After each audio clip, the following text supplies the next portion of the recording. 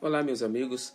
Eu iniciei a gravação de uma série de reflexões bíblicas que eu tenho escrito, né? E eu vou gravar para vocês em áudio porque é uma maneira mais cômoda de ouvir. Você não precisa parar para estar olhando o vídeo. Você pode escutar quando estiver dirigindo, quando estiver trabalhando, quando estiver em sua casa fazendo alguma outra atividade. E eu vou disponibilizar também no formato escrito em PDF, caso vocês queiram imprimir para ler depois, ou compartilhar, ou mesmo fazer um estudo em sua casa, em sua igreja, ou particularmente, ou para pesquisar sempre que necessitar. O estudo de hoje, o título dele é Entendes tu o que lês? Está escrito, porque em parte conhecemos e em parte profetizamos, mas quando vier o que é perfeito, então o que é em parte será aniquilado. Quando eu era menino, pensava como menino, mas logo que cheguei a ser homem, acabei com as coisas de menino. Porque agora vemos como por espelho, em enigma, mas então veremos face a face. Agora conheço em parte, mas então conhecerei plenamente, como também sou plenamente conhecido. 1 aos Coríntios 13, 9 a 12.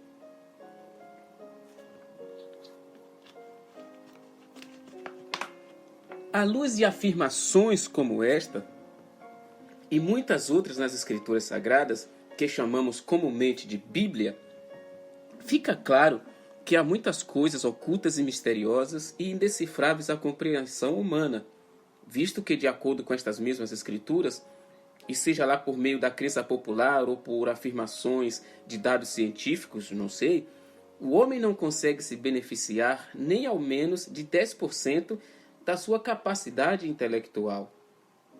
Aceitando que esta perda de capacidade mental e cognitiva deu-se por razão da sua queda no Jardim do Éden, o homem que, enganado pela serpente, acreditou que saberia tudo entre o bem e o mal, acabou por perder até o próprio conhecimento que já possuía.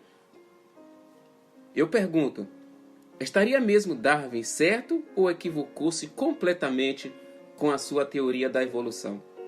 Uma vez que a cada geração a humanidade parece menos inteligente do que a anterior. Claro que você poderá dizer que eu estou enganado, que as pessoas hoje são mais inteligentes do que as de antigamente. Sendo assim, eu pergunto, você sabe o número de telefone do seu pai de cor? E o da sua escola? O do seu trabalho, do seu filho, da sua esposa? Ou o seu próprio? Você consegue lembrar de quantos números de seus contatos caso a agenda do seu celular se apague? Isso é só um exemplo tolo e muito simples. Quem consegue locomover-se hoje no trânsito de grandes cidades sem o auxílio de um dispositivo de geolocalização? Quem consegue dar marcha ré ou estacionar o seu carro sem as câmeras e sensores eletrônicos? Quem consegue fazer as contas mais simples sem o uso de uma calculadora? Que equipe de cientistas e engenheiros conseguiriam reconstruir as pirâmides do Egito exatamente como foram construídas? As muralhas de Jericó, os jardins suspensos de Babilônia, os templos gregos e romanos? Quem consegue, nos dias de hoje, compor sinfonias como Bach, Verdi, Beethoven, Mozart, desenhar como Da Vinci, Van Gogh, Rembrandt, fazer esculturas como Aleijadinho e tantas outras coisas que poderíamos citar? Se muitos, ou quase todos de nós, não sabemos nem mesmo apreciá-las, como poderíamos criar ou recriar tais obras? Logo, onde está a evolução do pensamento humano? Contudo, mesmo reconhecendo essa limitação cognitiva, temos a afirmação inequívoca das Escrituras quando se diz em Romanos 1, 19 a 20. Porquanto o que de Deus se pode conhecer, nele se manifesta, porque Deus lhes manifestou.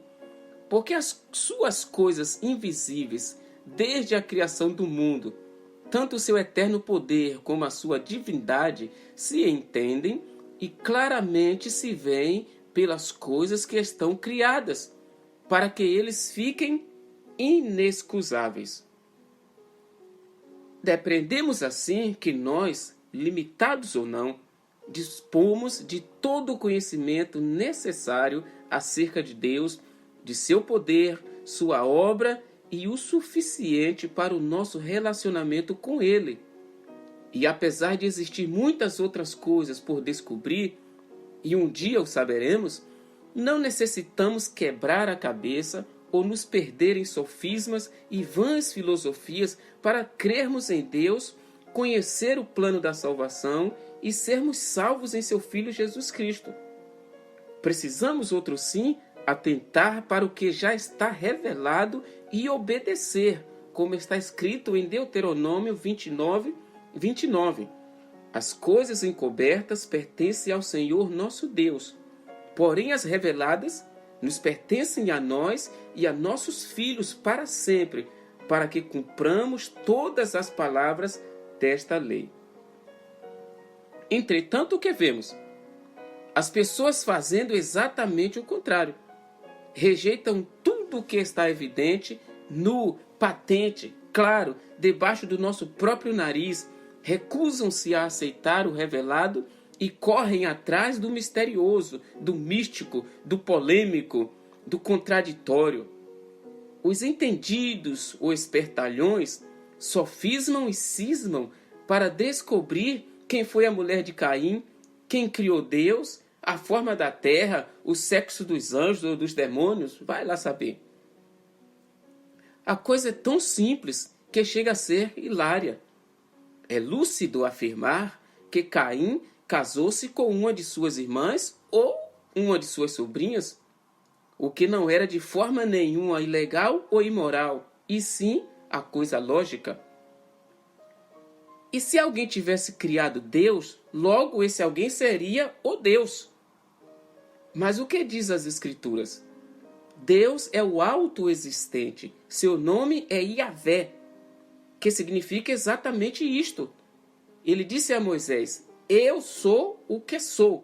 Êxodo 3:14. E em Isaías 43, versículos 10 e 11, vocês são minhas testemunhas, declara o Senhor, e meu servo, a quem escolhi, para que vocês saibam e creiam em mim e entendam que eu sou Deus.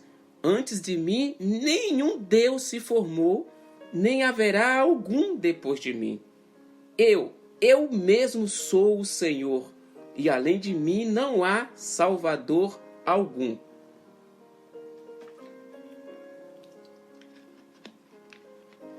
Entretanto, diz o tolo em seu coração: Deus não existe. Corromperam-se e cometeram injustiças detestáveis. Não há ninguém que faça o bem. Salmos 53:1. Pessoas que se dizem duvidar da existência de Deus, os chamados ateus, são uma prova cabível da própria existência da divindade. Uma vez que já dizia o filósofo francês René Descartes, o Descartes, né? Je pense donc je suis, uma expressão latina, cogito ergo sum, que significa penso, logo existo. Assim sendo, a palavra ateu literalmente quer dizer não Deus. Ou seja, o ateu é um crente às avessas. Uma fé e tarefa mais árdua do que a do próprio crente, visto que um crente em Deus não se empenha por provar a existência de Deus. Ele acredita que Deus existe e se relaciona com isso através de experiências próprias. A preocupação do crente é fazer com que pessoas também tenham esse encontro com Deus, que prove por si mesmo. Para nós, Deus existe e pouco se nos dá se alguém duvide disso. Absolutamente não muda em nada nosso relacionamento com Deus e muito menos ele deixa de existir ou de ser o que é, quer alguém acredite ou se negue a acreditar. Salmos 34:8. Provai e vede que o Senhor é bom. Bem-aventurado o homem que nele confia. Não temos absolutamente que obrigar alguém a crer em Deus ou crer que Ele existe. Para se conhecer a Deus é necessário provar-lhe, experimentar-lhe, sentir-lhe pessoalmente. E isso se dá através da fé. Ora, sem fé é impossível agradar-lhe, porque é necessário que aquele que se aproxima de Deus creia que Ele existe e que é galardoador dos que o buscam. Hebreus 11, 6. E também em Jeremias 9, 23, 24 diz: assim diz o Senhor, não se glorie o sábio na sua sabedoria, nem se glorie o forte na sua força, não se glorie o rico nas suas riquezas, mas o que se gloriar, glorie-se nisto, em me entender e me conhecer que eu sou o Senhor, que faço beneficência, juízo e justiça na terra, porque destas coisas me agrado, diz o Senhor.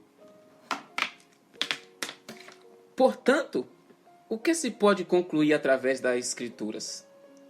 Que Deus existe e que não necessitamos esfregá-lo na cara de ninguém, porque esta verdade está nua e patente, e a sua existência ao alcance dos olhos e da capacidade racional e intelectual de qualquer um. E o que a faculdade humana não for capaz de compreender, dispomos do mecanismo da fé. 1 Coríntios 2,14. Ora, o homem natural não compreende as coisas do Espírito de Deus, porque lhe parecem loucura, e não pode entendê-las, porque elas se discernem espiritualmente. E, ainda que o homem natural não possa compreender estas verdades, Deus as revelou aos crentes de maneira que não nos resta espaço para dúvidas ou especulações além daquilo que já nos está revelado. Mas como está escrito, as coisas que o olho não viu e o ouvido não ouviu e não subiram ao coração do homem, são as que Deus preparou para os que o amam. Mas Deus não las revelou pelo seu Espírito, porque o Espírito penetra todas as coisas, ainda as profundezas de Deus. 1 Coríntios 2, 9. Eu, meus amados irmãos, pela graça de Deus, sou ministro do Evangelho. Sirvo ao Senhor desde a minha meninice, pois tive o privilégio de nascer no lar cristão evangélico protestante conservador. E isto me permitiu uma experiência real de uma vida com Deus, primeiro por influência da família e depois pela minha própria necessidade e busca pessoal de conhecer a Deus por mim mesmo. Não servir a Deus apenas ao Deus dos meus pais, mas tê-lo como meu próprio Deus. Não seguir a religião ou tradição da minha família, mas pertencer à família de Deus. Tenho orgulho em ter lido toda a Bíblia por mais de 10 vezes, afora a leitura de seus livros individuais, estudos, etc. Sim, não é jactância minha, mas ler a palavra de Deus é motivo de alegria e um privilégio, sim, e uma grata satisfação e realização de um grande feito. É lógico que mesmo tendo alcançado esta graça de ler essas vezes a Bíblia completa, sei que também para mim pessoalmente é muito pouco, pois eu poderia e deveria ter lido muito mais, já que tive oportunidade e necessidade. E além do mais, ler sempre foi a minha atividade favorita. Sendo assim, eu poderia ter empregado muito mais tempo e diligência na leitura das Escrituras. Entretanto, por mais pouco que eu a tenha lido, sou, como já disse, um privilegiado, pois infelizmente a maioria dos cristãos jamais leram a Bíblia toda. E mais triste ainda, existem aqueles que nunca leram sequer um dos seus livros, ou mesmo ainda um capítulo inteiro sequer. Isto é muito triste.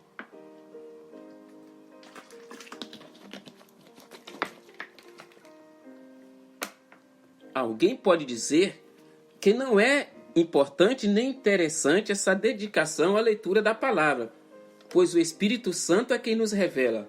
Bom, é correto afirmar que o Espírito Santo nos revela as coisas de Deus, mas essa revelação diz respeito à compreensão daquilo que lemos, pois as coisas de Deus se discernem espiritualmente, visto que a mente humana e carnal não pode compreender essas coisas, pois lhes parece loucura. Então, a simples leitura da Bíblia, como um estudo qualquer, ou a título de curiosidade, ou até religiosamente, não nos assegura uma compreensão clara e verdadeira de seus princípios e ensinamentos. Mas está escrito: antes crescei na graça e no conhecimento de nosso Senhor e Salvador Jesus Cristo. 2 Pedro 3:18. E também procura-te apresentar-te a Deus aprovado como obreiro que não tem de que se envergonhar, que maneja bem a palavra da verdade. 2 Timóteo 2:15. Manejar se refere a saber usar bem uma arma.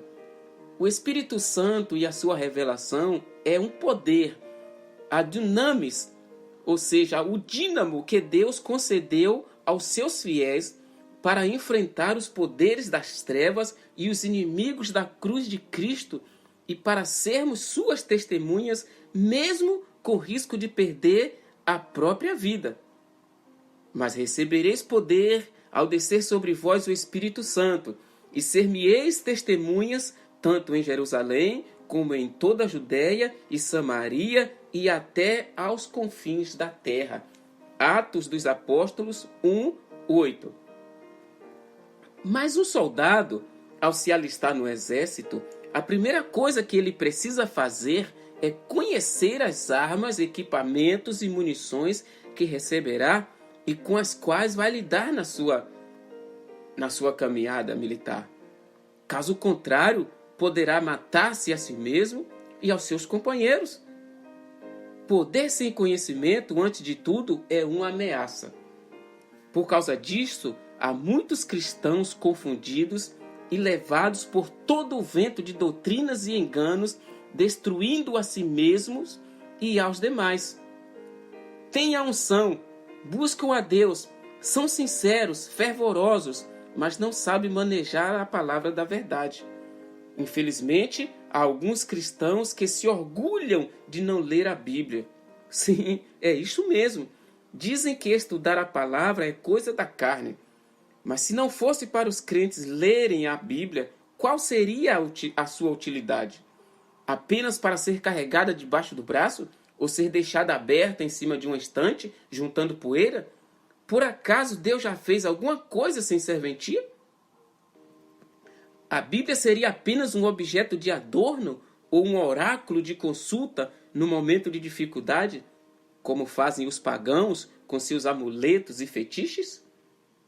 Claro que não, meus amados irmãos.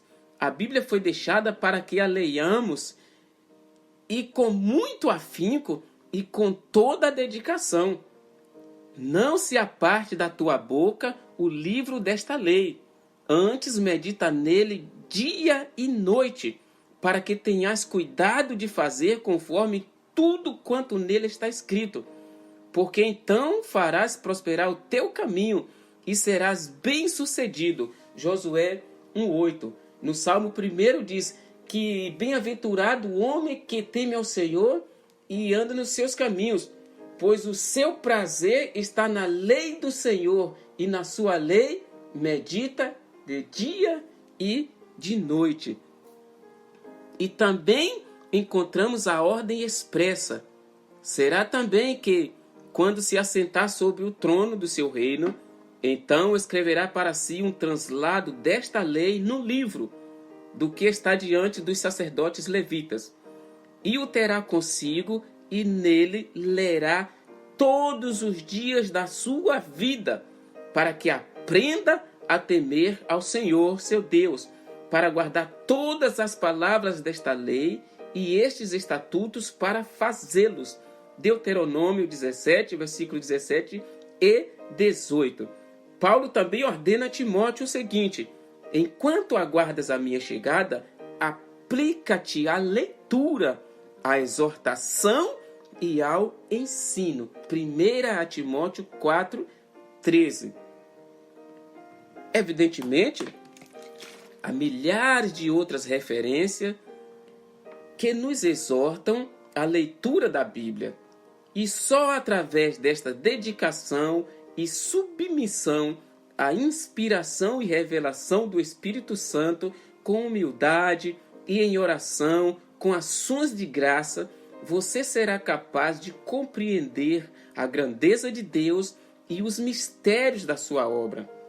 Caso contrário, você estará pedalando em uma bicicleta de uma roda só. Ou cheio da graça sem conhecimento, ou cheio de conhecimento sem a graça. E nenhuma nem outra destas coisas tem graça nenhuma. Nos capítulos seguintes, eu vos mostrarei a simplicidade e a singeleza da palavra de Deus.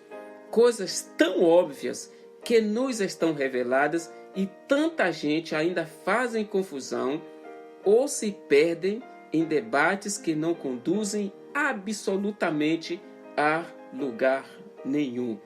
A graça do Senhor seja convosco. Obrigado pela atenção e até a próxima leitura. Fiquem todos com Deus.